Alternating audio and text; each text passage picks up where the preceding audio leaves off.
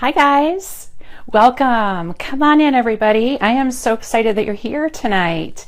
Listen, I'm Vanessa Levin and I'm the creator of prekpages.com, one of the most popular early childhood websites on the internet. I'm also the founder of the Teaching Tribe. The Teaching Tribe is my premium membership site where I help teachers just like you, teachers of preschool, pre-K, kindergarten, Head Start, in-home childcare, and more, teachers just like you, teach better, save time, and live more. And when I'm not here live on Pre-K Pages Facebook page, you can find me over on my blog, pre-kpages.com. Okay, so the first thing that I want to let you know is that we've had a lot of, obviously, I'm here in Texas. I'm coming at you live from Dallas, Texas. For those of you who don't know, Dallas is about 3.5, 4 hours, depending on what part of Dallas you live in, north of Houston. And you all have, I'm sure, if you're in the States, you've seen the news about what's happening in Houston with the flood right now. And so we've had a lot of messaging and things going on, both in our free Facebook group, Preschool Teachers Are Superheroes, and also over in the Teaching Tribe, the membership site. And I thought I would bring you a little update. Tom is going to be joining us in just a bit, and he'll be dropping a link for you. But I wanted to let you know what I found out today so far. Now, the teachers are still in crisis there. Obviously, there's no school. People are still, it's still dire straits down there. So nobody is ready to be receiving any school supplies right now because they don't have anywhere to put them, as a lot of the schools have been destroyed and the teachers don't have homes and so forth. So we won't be sending anything down there right now, but I wanted to let you know that Donors Choose has set up a donation relief program where 100% of the proceeds will go to teachers and students in need in the Houston area. Hi, Lauren. I hope you're safe. So I wanted to share that information with you. Tom will be here in just a minute to drop a link for you. And so that you will have that information as well. Donors Choose did a Facebook Live video earlier today where they shared this information, and I'm going to go ahead and pass it along to you as well so that you will know where you can go if you would like to donate to Donors Choose. Now, having said that, I know that there are a lot of our viewers here on the Facebook page in Preschool Teachers Are Superheroes and in the Teaching Tribe who don't qualify for Donors Choose grants. So in that case, we are looking into setting up a separate relief effort here on Pre-K Pages for our tribe members, for our Preschool Teachers Are Superheroes members, and for you all here on the Facebook page. It's still too early to determine exactly how that will be worked out, so that's going to be coming in the next few weeks as we see what happens in Houston as far as the floodwaters going down. Tracy said she's here from Houston. Tracy, let us know of any schools that you know of, and any of our other viewers in Houston, schools that have been destroyed, because part of our relief effort is going to be adopting schools. So let us know, and I am certain that our viewers, both here on the Facebook page, over in the Preschool Teachers Are Superheroes group, and in the Teaching Tribe, will join together and join forces to help the teachers and children and families displaced by the hurricane in Houston. So our thoughts are definitely with you all down there.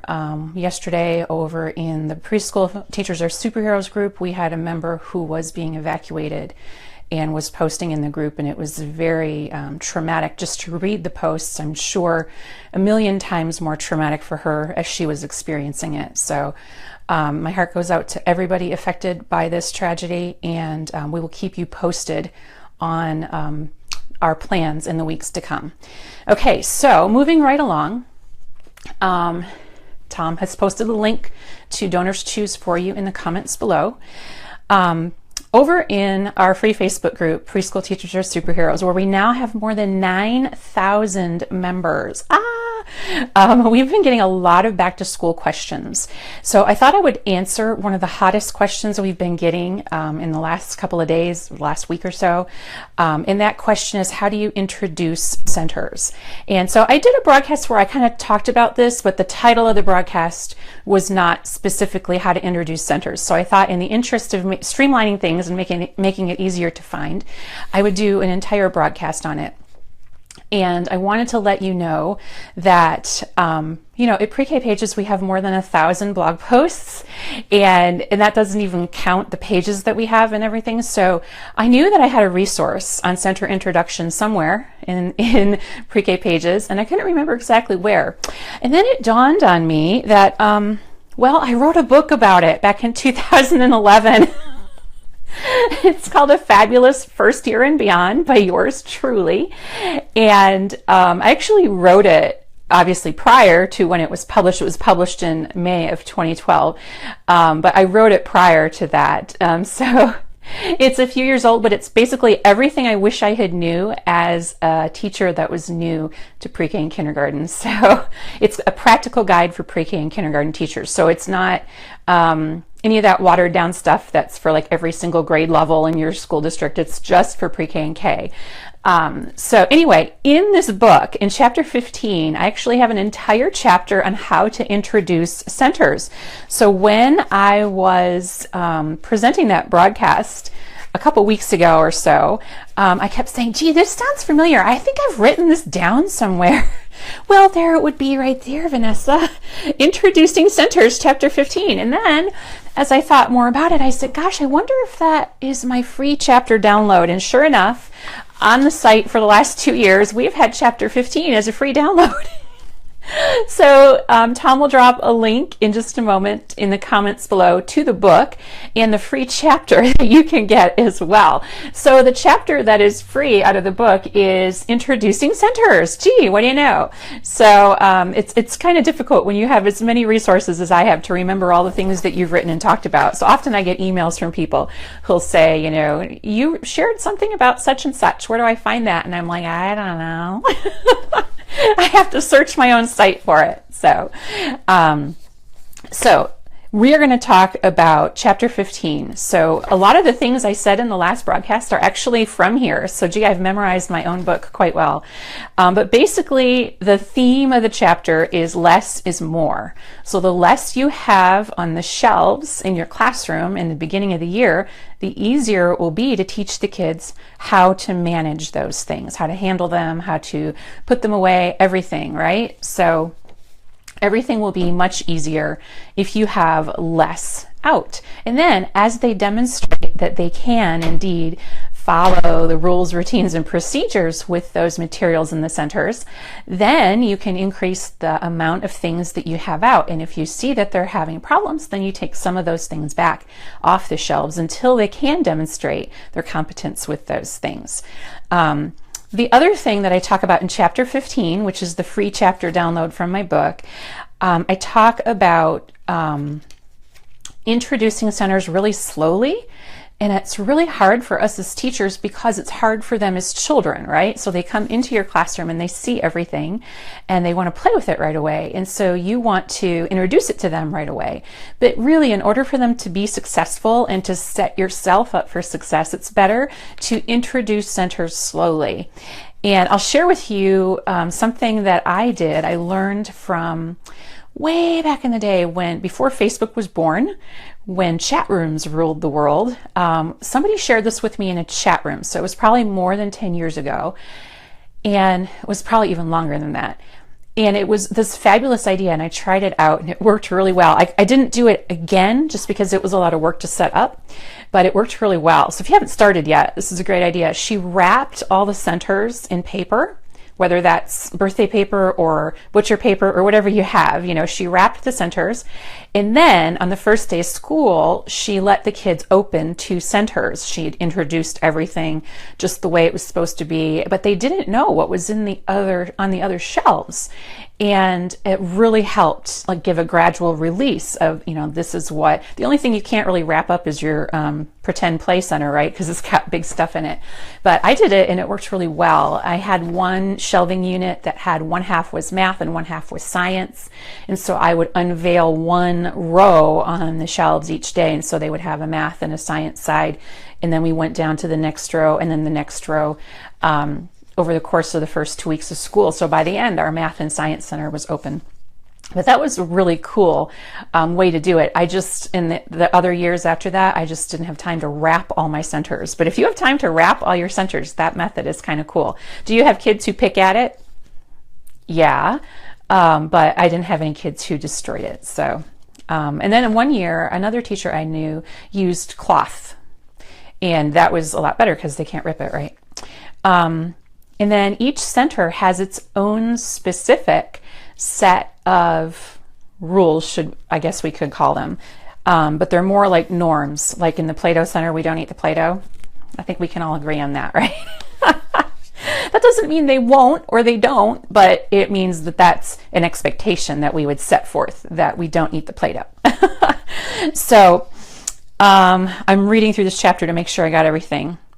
I never take it for granted that the kids know how to use any of the things that I have in my centers, because the things they have at home aren't necessarily the same things that I have in my classroom. So for example, like in the science center, most kids don't have a magnifying glass in their own home, in their own bedroom. They might not have that. I can't assume that they've had prior exposure with that, So I do get kids who lick the magnifying glasses like lollipops. So I have to set the expectation up front that no, this is not indeed a lollipop. Here's what you can do with it.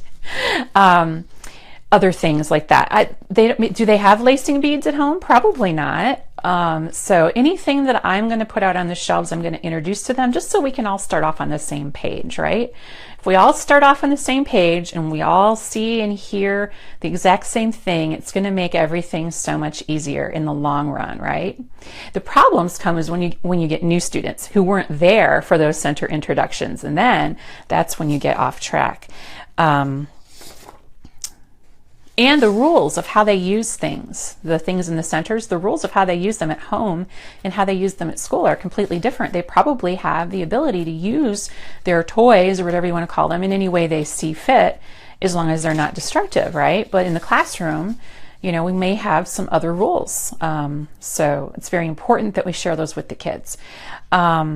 And then the other thing, this is where a lot of people get tripped up, is we introduce them and we move on, right? It's like a locomotive, full steam ahead. And we don't go back and review those rules. And so with little kids, it's just like learning the alphabet, right? You can't just tell them this is the letter A and then move on and expect them to remember it for the rest of their lives. You have to keep going back. It's through repetition and repeated exposure that they're going to understand what the letter A is, right? So the same thing can be said for centers. So you're going to need to reintroduce and review those centers every day for several weeks, depending on your class. I've been in some situations, I taught for 20 years, and in some cases, on some years, on week 3, I was still doing a center review every day. And in other years, I remember one year it was like day 6, and I was like looking around going, "Ooh, this is nice." They got it. It was just that group of kids I had that year. So it's going to be different. There is no like set lesson plan you can have for the first week, because you don't know what's going to go on in your room. You can spend hours planning it out, but it's never going to go like you've written it down.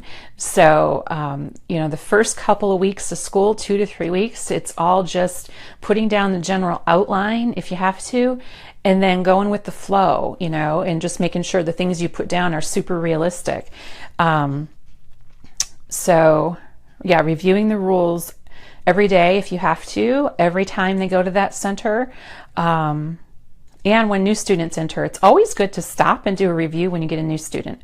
You just take that opportunity. All kids could benefit from the review, right? Have them take charge of it. So Zishan, tell us what it is that we do in these centers. Our new friend here, he's here, his name is Julio, and he's never been to our class before. He might not know that, the magnifying glasses are for whatever. So let them do it. And you don't want to overwhelm them, right? You don't want to overwhelm them. They've got a lot going on. This is their first day in a new classroom. And if we overwhelm them with too much, I mean, most parents tell us on the first day of school, let me know if I'm wrong or not. But in my case, a lot of parents will tell me he fell asleep on the way home from the first day of school and he wouldn't even get up to eat dinner. And then he slept all through the night. This is amazing. What did you do to him? And quite often their senses have been so overwhelmed all day. They're exhausted, just like you are, right? And then I talk about full and half day expectations as far as how many centers can you introduce each day. And I think realistically, 1 or 2 centers you can introduce each day in a half day program. If you get 2 centers open in one day in a half day program, you're doing good. You're on track. Woohoo! High five. And if you're in a full day program, you can get to 2 or 4, but don't rush it. I mean, let them show you that they are ready before you move on. I wouldn't worry about it. You're going to gradually release them into the wild or your centers. And then I have a little script in here. In chapter 15, I talk about the heavy hitter centers, and I have a center introduction script. So at the link below, this is from chapter 15 from my book, A Fabulous First Year and Beyond, a practical guide for pre-K and kindergarten teachers.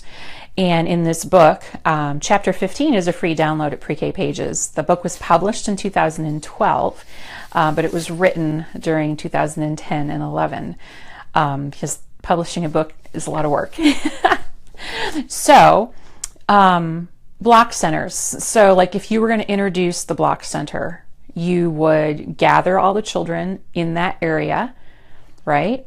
You're going to seat them in that area, but not so close that they're going to touch the blocks yet. And you say, oh, I'm so excited to share with you the block center. Has anyone here ever played with blocks before? You have. Aren't they fun? I like them too. And I'll tell them, this is the block center, and I will show them my center sign. Now this one says ABC Center, but you can just pretend that it is indeed the block center sign. So I have one of these center signs in every area of the classroom, in every center.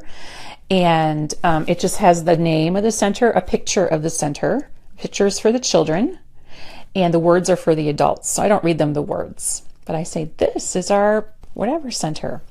And in this center, we are, because it's the block center, I'll say, we are going to build with blocks. And I refer to the sign as a visual cue. And then I pick up a block and I ask them, what do you think this is for? What should I do with this?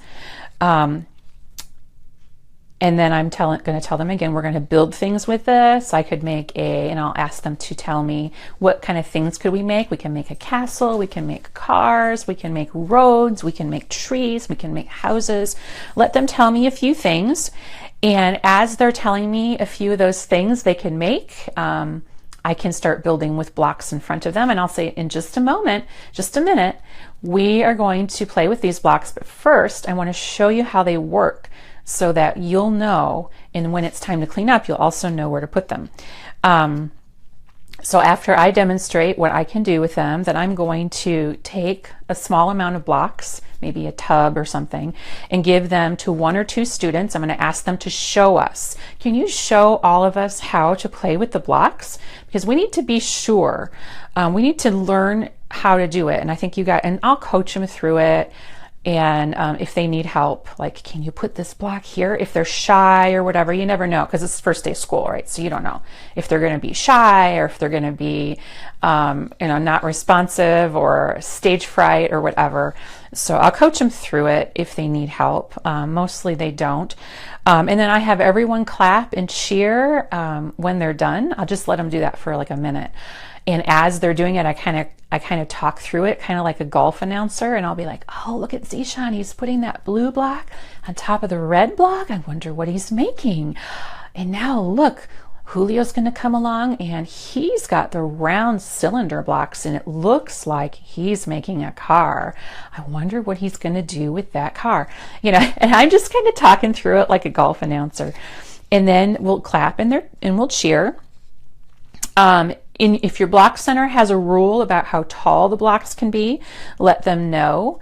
Now, in a setting where you have a lot of children and you're all by yourself, for example, my 22 kids, all just with me, all those wooden blocks can be dangerous. So we always had up to your shoulders rule.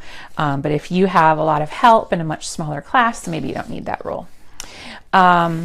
I also model for my second language learners. I have always worked with second language learners. It's one of my passions. So I have some modeling that we'll do, what you do and you don't do with the blocks. And I'll have them tell me if that indeed is yes, what we do or what we don't do. And then we're going to model how to clean them up. And so don't make this mistake. One year, somebody was asking in Preschool Teachers Are Superheroes, I feel like I've forgotten like what the first day of school is like. What should I be planning for? And that's normal. The research shows that just like with childbirth, quite often women forget how painful it was. So that's why they do it again. It's the same with the beginning of school because it's so traumatic and stressful and exhausting that it does something to our memory so that we'll come back and do it again, right? So it's normal to not remember what it was like at the beginning of last year. And also your kids showed so much growth at the end, right? So,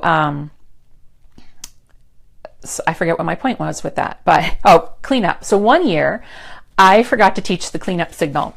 So my assistant would usually be there during center introduction, and I just had her for a little bit each day, and we were introducing the centers. I did all the modeling and talking through, and everything was great. And then I let them go. She was like, did you tell him like when it's time to clean up? I was like, wait, come back. You know, once you let them go to play, they're not coming back, lady. So that was a fatal mistake that year. So it took us a little longer to learn the cleanup signal that year. So model how to clean up, do your cleanup signal, whatever that is. I meant to bring my rain stick with me tonight, but I forgot to get it. But there's lots of different signals you can use. Let's see. Yes, and then I have Play-Doh Center, how to introduce the Play-Doh Center, because that's a big heavy hitter, right? We talked before about how you want to open up the heavy hitter centers first. So those are the centers that the kids are going to be most anxious to visit because they're most familiar with. So blocks, if you have any cars and trucks, things like that, they're going to really want to go there. They're going to want to go to the Pretend Play or Dramatic Play Center, right? Because they've seen that before and they like that. They know what that is. It's familiar to them. And Play-Doh, who doesn't love Play-Doh? Sticky, gooey, lovely sensory Play-Doh. So they're going to want to go there. That's always a good one. And the sensory table is also another good one. So I have the heavy hitter instructions here in chapter 15. So the little script. And with Play-Doh, I never like to introduce it first thing when the kids get there because the majority of my students haven't played with it before, so they don't know what it is, and so many times they think I'm feeding them and that it's a snack. So I really have to preface, this is Play-Doh and this is what we do with it, and that's normal for many populations, at-risk populations and second language learners. You know, they might not have Play-Doh, so of course, you'll want a gluten-free recipe if you have any children who are gluten-free, and also some kind of an alternative. You're going to want to have some tools for those kids who won't touch it. So I was the kind of kid who would not play with Play-Doh because it's gross. I still don't like to touch it as an adult. So for those kids, you're going to want to have some tools so they can roll it, they can cut it, they can do all that kind of stuff. So I have an introduction routine here for the Play-Doh Center, and then I also do a whole thing about not eating it. And we talk about how it will make you sick and you'll have to go to the doctor. And then in the Dramatic Play Center, and I talk about how much Play-Doh to give them too, because you just want to give them a little bit. Because then it becomes hard to clean up, right? When they demonstrate they can clean up that little ball that you gave them, then you can start giving them more. But they don't know that's not a normal amount of Play-Doh, right? Unless they have had Play-Doh before. The home living, dramatic play, pretend play center, whatever you want to call it, you're going to do the same. The sequence goes the same. Are you seeing a pattern here where you say, you introduce them to the center, you show them the center sign, and you say, at this center, we blank. So if I was introducing the dramatic play center, I would gather them all around, and I would say, This is whatever you're going to call your center, a housekeeping, home living, pretend play, dramatic play. This is the blank center, and here is where and you're going to tell them, this is where we do what? In the pretend play center, we can pretend, right? Oops, I'm going the wrong way here. Now I have all the pages of my chapter mixed up. I printed them out because I didn't want to flip through the book. Oh, and then I have a thing about how to hold the babies, how to treat the baby dolls. And cleaning up in the Dramatic Play Center is a lot more difficult than any other center, well, the Block Center and the Dramatic Play Center. So you really want to take a lot of time to show them where they should and shouldn't put things. So that's why you don't want to have a lot out in your Dramatic Play Center in the beginning of the year. I don't even put dress-up clothes there yet until, yeah, they have to show me that they can at least handle the 4 pieces of fruit and the 4 plates I put out there and the baby dolls. And I don't even put clothes on the baby dolls in the beginning of the year because it also takes a lot of, it causes a lot of problems on their part because they want to get them in and out of the clothes, and so they come and they appeal to you for help. And so we don't even add clothes on the baby dolls yet. That's always a problem at cleanup. Someone's always trying to dress the baby doll, and I'm like, we'll add all that in when they can demonstrate that they know how to use those materials and they're competent using them. And I also do a lot of modeling how not to put the fake food and plates and forks and stuff in your mouth, because this is a center where a lot of germs can get passed really quickly because they are touching, and there's still going to be kids who mouth some of the pieces in there. And so I just try to remind everybody frequently not to do that. And if you see a friend who does that, remind them that they'll get sick if they do that. And if you get sick, you have to go to the doctor. And then so I have the thing, I found the thing about the baby dolls where I tell the kids, you know, I give the baby dolls a name. I say, this is my baby doll. She's hungry. I give her a name, Carrie, whatever her name is. And she's hungry. She's crying. And I put her on my shoulder and I rock her back and forth and I feed her. I change her. I read a book to her. And so I'm modeling appropriate behavior with the baby. So we're not hitting or yelling at the baby or anything like that. And then I pass the baby doll around and I have them take turns holding the baby doll so they can show me how they can rock it and hold it. And I let them know if they're doing a good job with that. And then I have the whole library center. And I also, it's the same introduction sequence. This is the library center, whatever you're going to call it. And in this center, we read books. And then I am going to take out a few books and I'm going to model what I do with them, and I'm going to model where they go. The library center is tricky though, because I like to keep my books organized by theme in there. And so you can read all about the classroom library on my classroom library page and how I have it organized. And then I also have a little like how to introduce books to kids packet in my store. Of course, our tribe members can go and download that from the vault right away. So I have the classroom library and dramatic play, home living. So those are the big powerhouse centers. I feel like I kind of leave the library till the end because it's not as, you know, as attractive as the others. So I'm going to leave that one to the end so that they at least know that the others are still there. And I don't even do all of those centers on the first day of school. I just do a couple. A couple people were asking, I have some resources here that you can use. This one is, I like to have these little books. So this is something that I made that's available in the store. It's the centers routine. Oop. I don't know if I guess the color on the screen changes when I hold things up. It's called I Can Go to Centers, and every page lists a different center. And so it's like I can play with blocks in the block center. I can play with Play-Doh in the Play-Doh center. So we're familiarizing them with the language of the classroom and what they can do in every center. So each page, it's repetitive text. We want them to be able to read this book independently, right? I can observe in the Science Center. I can play with puzzles. So there's a page for each of the different big centers, maybe not some unusual centers that you might have in your classroom. These pages are all folded so that you can just fold them to create the book. There's no cutting required, but if there's a center you don't have, you can cut the pages on the dotted line, and then you can staple them together that way, and then you won't have to have the center that you don't have. I also have these in a full page that you could put into a 3-ring binder, and that way you would just print the pages you wanted. They're also available in black and white if you wanted to use them to send home for kids who needed a little extra help reviewing those center procedures. And again, these are all I can statements. I can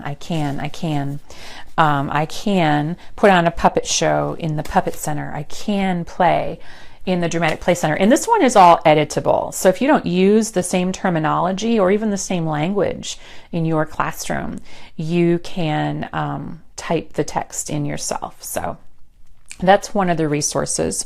There's other resources in that same packet. This is just one I'm sharing with you. Cleanup routine. This is a cleanup routine booklet. Again, it's that foldable type booklet, so you don't have to cut any of the pages. But you could if you wanted to eliminate some of the cleanup pages. But again, it's an I can statement, so the text is repetitive on each page. So they can read the book independently. I can put the blocks away. I can put the books away. So I have all the major things that you might have in your classroom. I can put the paintbrushes away. I can put the puzzles away. I can put the Play-Doh away. I can put the puppets away. So every page is I can. And then the last page is they can draw a picture of themselves cleaning up. So this would probably be better for the black and white version, because you probably aren't going to print a color copy for every kid. But there's a black and white version of this as well, and they can draw a picture of themselves cleaning up on the last page. So that's the cleanup book.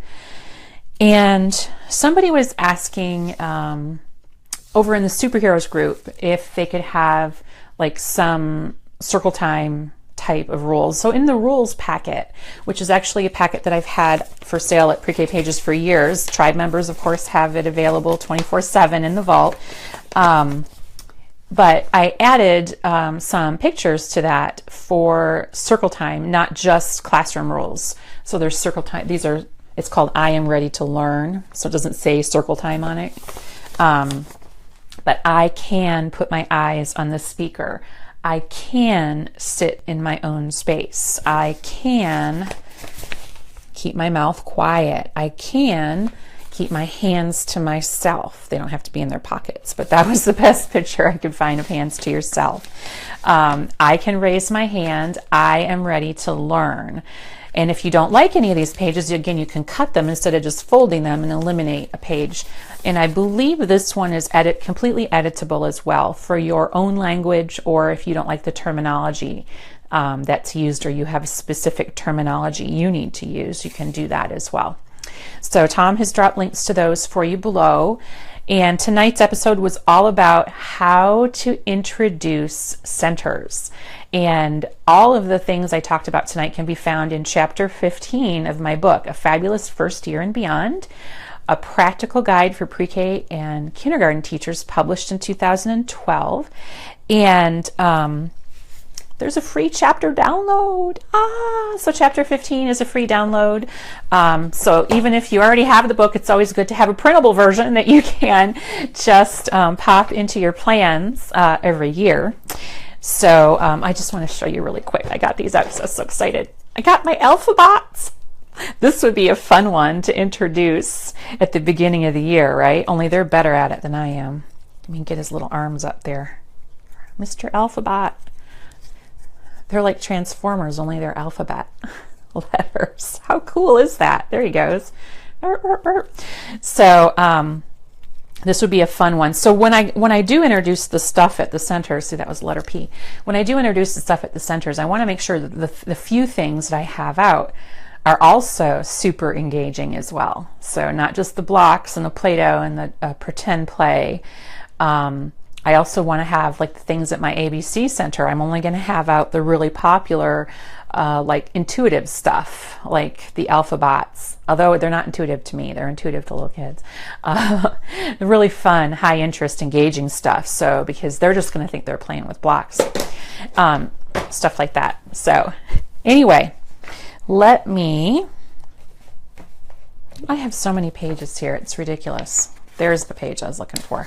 So don't forget that stay tuned here to the Facebook page, the Pre-K Pages Facebook page, or the Preschool Teachers Are Superheroes free Facebook group, or the Teaching Tribe, for more details about how we are going to join the efforts to help teachers and children affected by the floods in Houston. So again, it's too early to do anything right now, but Donors to Choose is taking donations where 100% of the proceeds will go directly to teachers and kids in the Houston area. But we'll also do something here as well. We'll adopt some schools and things. Details to come as the floodwaters hopefully recede soon.